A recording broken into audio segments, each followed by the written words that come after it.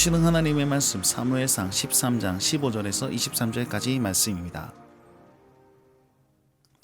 오늘 본문은요, 사울 정권 하에 있는 이스라엘 백성들이 얼마나 무기력한가를 잘 보여주고 있습니다. 그러면 그렇게 된 원인이 무엇입니까? 바로 지난주 말씀인데요. 어제 말씀이죠. 부득이하게 사울이 사무엘이 오지 않자 지금 전쟁은 급박하고, 그래서 부득이하게 번제를 드리는 일이 나타납니다. 자기는 불안했던 거죠. 두렵고 떨린 겁니다. 전쟁을 하러 가야 되는데 하나님 앞에 예배를 드리지 못하고 번제를 드리지 못하고 사무엘은 늦게 오고, 그러니까 아이고 급한 거예요. 그러니까 아이고 내가 왕인데 내가 해도 되겠지라고 하면서 번제를 드렸습니다. 거기에 따라서 사무엘이 하는 말이 이렇습니다. 여호와께서 명령하신 바를 왕이 지키지 않았습니다. 그래서 여호와께서 자기 마음에 맞는 사람을 따로 세워서 그를 지도자로 삼으셨습니다. 이렇게 얘기를 하고 있습니다. 자, 이걸 보시면 우리 신앙인들이 절대로 하지 말아야 될 말을 사울이 하고 있습니다. 그 말이 무슨 말입니까? 부득이하게라는 말입니다. 이 말은 이런 뜻이 포함되어 있습니다. 내가 안 그러려고 했는데 어쩔 수 없이 그랬어요. 죄를 지어놓고 죄를 회피하는 겁니다. 내 탓이 아니라는 겁니다. 그리고 또한 부득이하게라는 말은 내가 안 하려고 했는데 제가 쟤 때문에 그랬어요. 내 죄를 다른 사람에게 전가하게 되죠. 죄를 핑계하거나 죄를 숨기려 하고 죄를 회피하려는 그런 말, 부득이하게입니다. 우리 하나님은요, 자기 죄를 고백하면서 주여 나는 죄인입니다, 나를 용서하여 주옵소서, 그 말을 원하시지, 아니요 나는 절대로 그러지 않았습니다 라는 말을 핑계거리를 원하지 않는다는 겁니다. 사울이 이 말을 하자 하나님께서 당신을 떠났다, 함께하지 않는다, 이런 말로써 사무엘이 사울에게 이런 얘기를 했다는 것입니다. 어쩔 수 없이 사울은 터덕터덕 길갈에서 기부하러 전쟁을 하러 갑니다.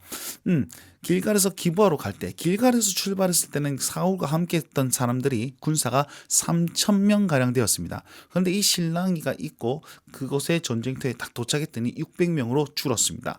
이젠 600명밖에 없었어요. 그러면 상대 전력은 어떻습니까? 블레셋은요 지금 병거만 3만 명이다 라고 얘기를 하고 있습니다. 사사기에 보시면 시스라라는 그런 군대 장관이 있었는데, 그 사람이 철병거 900대로 20년 동안 통치하는 그런 사건이 나옵니다. 자, 900대의 병거만 있어도 20년 동안 통치할 수 있는 그런 힘을 가졌단 말이에요. 그런데 지금 블레셋은 병거만 3만 대다라고 얘기를 하고 있고, 사람들은 무수히 많고 무기도 엄청 많았다라고 얘기하고 있습니다.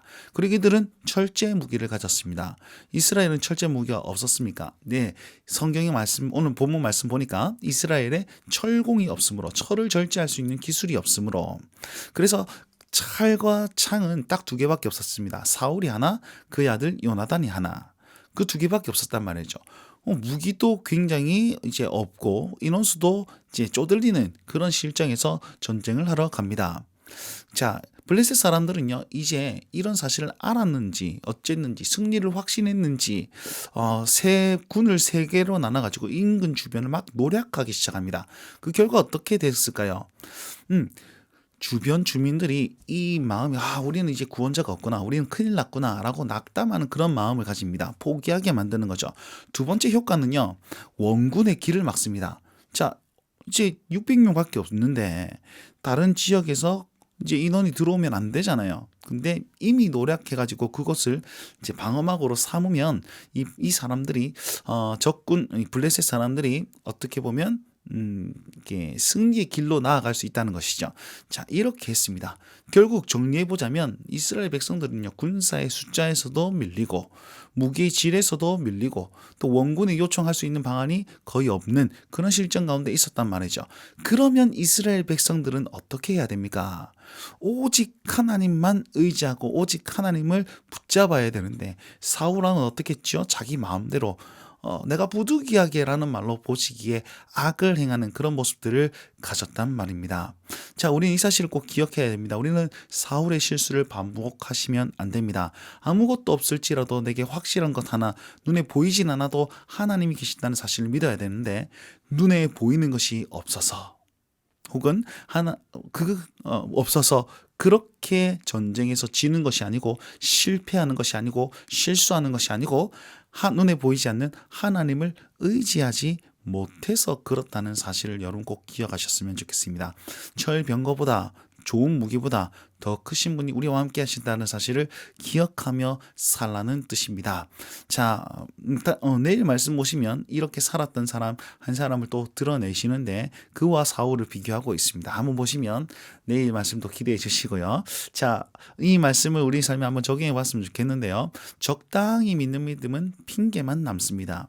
사울이 그랬죠. 적당히 믿었어요. 그래서 나도 하면 되지라고 생각하면서 실수를 범하고 실패의 자리로 나아가게 됩니다. 전적으로 하나님만 믿는 그때에 하나님께서는 기뻐하시고 오늘 핑계로 살지 말고요. 확신으로 사는 인생으로 말미암아서 사울의 실수를 범하지 않고 우리 믿음의 삶을 살았으면 좋겠습니다. 두 번째, 내가 가진 것이 없을지라도 의심하지 말고 불안하지 마십시오. 사울이 불안해서 부득이하게라는 말로 번제를 드렸지 않습니까? 그것 아닙니다. 아무것도 없는 그때에 불안해하지 말고 두려워하지 말고 오직 하나님 함께 하신다는 사실을 기억하면서 주님을 더욱더 사모하며 사는 오늘 하루의 삶이 될 수 있길 바랍니다. 오늘도 이 말씀 붙들고 주님과 함께 동행하십시오. 날마다 주님과